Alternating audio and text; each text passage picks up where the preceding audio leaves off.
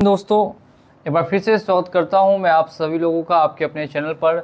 Notice आता है, notice को फाड़ के डायरेक्टली फेंक देना है। अगर बैंक से कोई भी नोटिस आता है तो उसका क्या मतलब है? काफ़ी लोग ये करते हैं, नोटिस आते ही नोटिस को फाड़ते हैं और फाड़ के बाहर फेंक देते हैं। बहुत लोग क्या करते हैं कि नोटिस को रिसीव ही नहीं करते, जब भी नोटिस आता है तो पोस्टमैन के द्वारा उनको वापस भेज देते हैं।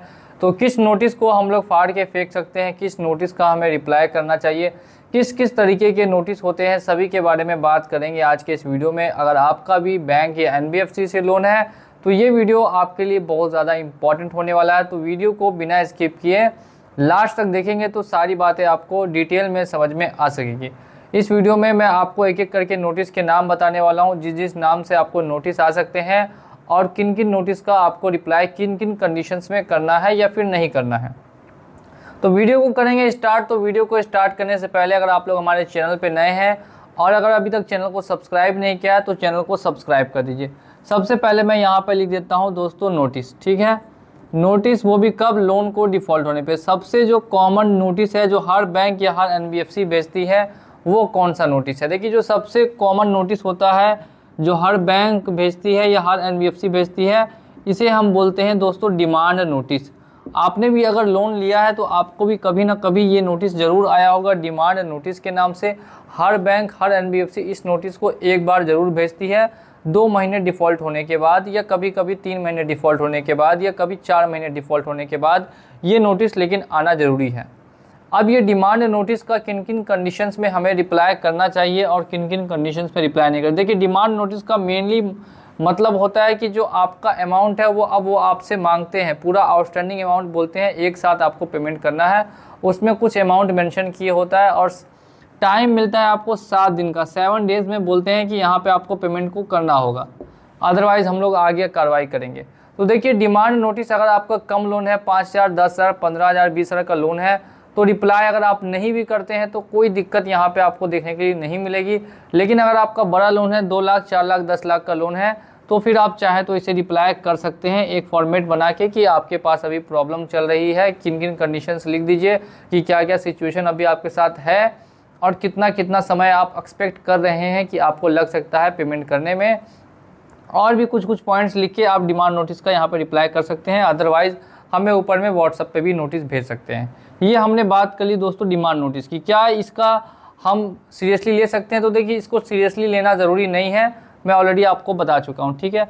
इसके बाद जो मोस्ट कॉमन नोटिस होता है उसे हम बोलते हैं लोन रिकॉल नोटिस। क्या बोलते हैं?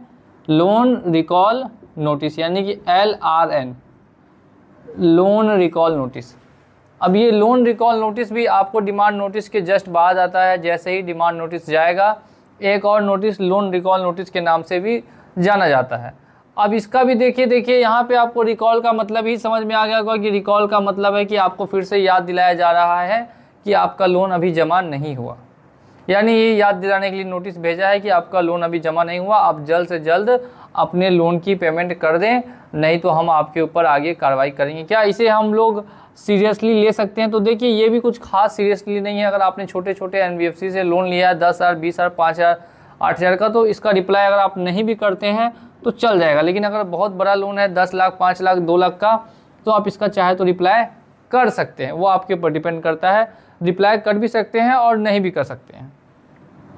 नेक्स्ट हम लोग बात कर लेते हैं कि काफ़ी लोगों को फिर देखने के लिए ये भी मिलता है सेक्शन 25 का नोटिस। खासकर आदित्य बिरला वाले भेजते हैं और कुछ कंपनियां क्या भेजती हैं, सेक्शन 25 का नोटिस कि हम लोग सेक्शन 25 के तहत आपके ऊपर कार्रवाई करेंगे, आपका हमने ECS बाउंस कर दिया है, आपको सेक्शन 25 का नोटिस आ गया।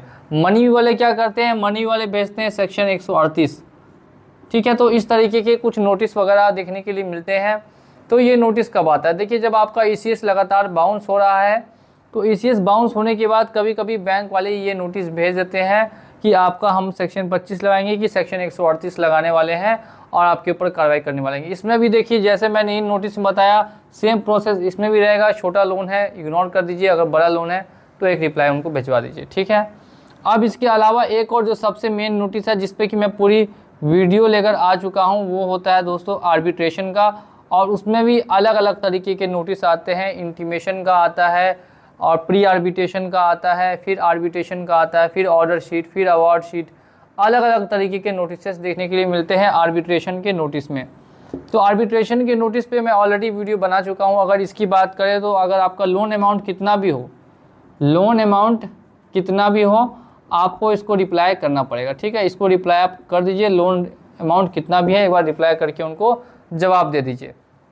एक और चीज़ जो मैं आपको इस वीडियो में बताने वाला हूँ, जो किसी वीडियो में आपको पूरे यूट्यूब पे नहीं बताया जाएगा, जो मैं आपको आज के इस वीडियो में बताऊंगा। देखिए ज़्यादातर लोग क्या करते हैं, जो हम आपको बताएंगे वही सेम चीज़ आपको और भी जगह से पता देखने के लिए मिलेगी। तो इससे अच्छा आप हमारा चैनल फॉलो कीजिए और सारी जानकारी लेते रहिए।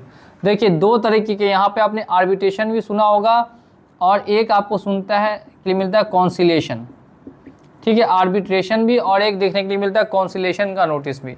देखिए तो आर्बिट्रेशन और कॉन्सिलेशन काफ़ी लोग कंफ्यूज हो जाते हैं कि सर इन दोनों में क्या अंतर है, क्या दोनों सेम प्रोसेस है, तो इन दोनों में अगर अंतर है तो क्या है। देखिए दोस्तों आर्बिट्रेशन जो होता है वो लीगल होता है, ठीक है, ये लीगल होगा और ये जो है ये इलीगल नहीं होगा, ये इनफॉर्मल होगा, इनफॉर्मल होगा, ठीक है। इसमें लीगल डॉक्यूमेंट्स भी अटैच होते हैं आर्बिट्रेशन में, लेकिन कॉन्सिलेशन में इनफॉर्मल कोई भी करा सकता है, कॉन्सिलेशन कोई भी करा सकता है, लेकिन आर्बिट्रेशन हर कोई नहीं करा सकता। आर्बिट्रेशन में आर्बिट्रेटर होना ज़रूरी है और कॉन्सिलेशन में कोई भी छोटी मोटी कंपनी आ जाती है, वो बोलती है कि हम आपका कॉन्सिलेशन कराएंगे, हम आप दोनों के बीच का मामला सुलझाएंगे। बस इतना ध्यान रखिए कि ये लीगल है, ये इनफॉर्मल है, यानी कि ये फॉर्मल है और ये इनफॉर्मल है। इसमें ऐसा कुछ भी लीगल नहीं होता है, कॉन्सिलेशन में कुछ भी लीगल नहीं होता है, जबकि आर्बिट्रेशन में लीगल होता है, ठीक है। तो इस चीज़ का बस आपको डिफरेंस है आर्बिट्रेशन में और साथ साथ में कॉन्सिलेशन में। देखने में लोगों को लगता है कि ये सेम है, लेकिन कुछ भी सेम नहीं है, थोड़ा सा इसमें डिफरेंस देखने के लिए मिल जाता है। प्रोसेस सेम बोल सकते हैं, लेकिन डिफरेंस मैंने आपको ऑलरेडी यहाँ पे बता दिया है। कुछ एनबीएफसीआर क्या करती है कि आपको कॉन्सिलेशन का नोटिस भेज देती है और उस पर लिख देती है हम आर्बिट्रेशन करा रहे हैं, जबकि ये बिल्कुल गलत है, ऐसा नहीं होता। मैंने बहुत सारे नोटिसेस देखे हैं जिसपे कि कंपनी लिख देती है आर्बिट्रेशन एक्ट के तहत आपको नोटिस भेजा है, section 21 of arbitration and conciliation act की तरफ नोटिस भेज दिया और हमने आर्बिट्रेटर अपॉइंट कर दिया, जबकि ऐसा कुछ भी होता नहीं है, क्योंकि वो लोग असल में कॉन्सिलेशन करा रहे होते हैं किसी भी पार्टी से, थर्ड पार्टी से, और बोल देते हैं हम आर्बिट्रेशन करा रहे हैं। तो ये अंतर हो गया इन दोनों के बीच में। अब इसके अलावा भी कुछ नोटिसेस है जो देखने के लिए मिलते हैं। एक मिलता है आपको दोस्तों फाइनल वार्निंग नोटिस, ठीक है, एक मिलता है फाइनल वार्निंग नोटिस, एक मिलता है डनिंग लेटर, ऐसा करके भी कुछ आजकल आने लगा है डनिंग लेटर, ठीक है। तो ये भी कुछ तरीके के नोटिस है जो आजकल नए नए मार्केट में कंपनियां बना के भेज रही हैं। तो देखिए ये सारे नोटिसेस जो आपको मैंने बताया, जो भी सब आ रहे हैं, सभी के सभी बैंक से ही आ रहे हैं। बैंक की ही आपको ये सारे नोटिस भेज रही है, किसी न किसी एडवोकेट के द्वारा या अपने ही अंदर में उन्होंने किसी कंपनी को रखा हुआ, उसी के द्वारा ये सारे नोटिस आपको भेजे जा रहे हैं कि आप जल्द से जल्द उनका पेमेंट कर दीजिए। सभी नोटिस का मेन मकसद क्या होता है, तो इनका मेन जो मोटिव हम लोग बोलेंगे वो बोलेंगे सिर्फ और सिर्फ आपको रिमाइंडर देना कि हमारे पास आपका पैसा भी बचा है, इसको आप जल्दी से जल्द पेमेंट कर दीजिए। ये हमने बात कर ली दोस्तों हर तरीके के नोटिस के बारे में जो कॉमनली आते हैं। अगर कोई ऐसा नोटिस है जिसके बारे में आपको कन्फ्यूज़न है तो आप हमें कमेंट सेक्शन में आके पूछ सकते हैं, मैं जल्द से जल्द उस पर वीडियो लाने की कोशिश करूंगा और उम्मीद करता हूं कि आपको ये वीडियो समझ में आया होगा। अगर इन दोनों की बात करें तो इन दोनों पे आपको कुछ खास फ़र्क पड़ेगा नहीं, तो इनका आप रिप्लाई दे तो भी ठीक है। ऐसे तो ये कम नोटिस आते हैं, final warning notice, dunning letter, ये सब बहुत कम देखने के लिए मिलता है, तो इसका आप रिप्लाई नहीं भी करते हैं तो कुछ खास आपको फ़र्क पड़ने वाला नहीं है। तो ये हो गया, हम लोगों ने बात कर लिया आज के इस वीडियो में मेन कॉमन नोटिस के बारे में। आर्बिट्रेशन का रिप्लाई करना इंपॉर्टेंट होता है, तो आर्बिट्रेशन का हमेशा रिप्लाई करें। कॉन्सिलेशन में आप रिप्लाई कर भी सकते हैं, नहीं भी कर सकते हैं, ये सब कुछ मीटिंग वगैरह से किया जाता है। डिमांड नोटिस मैंने बता दिया, रिकॉल बता दिया, सेक्शन 25(1)38 का नोटिस बता दिया और आर्बिट्रेशन एंड कॉन्सिलेशन का नोटिस बता दिया, ठीक है। तो इसी के साथ चलता हूँ आज के इस वीडियो में और मिलूंगा आप लोगों से अगली वीडियो में बहुत ही जल्द। जय हिंद, जय भारत।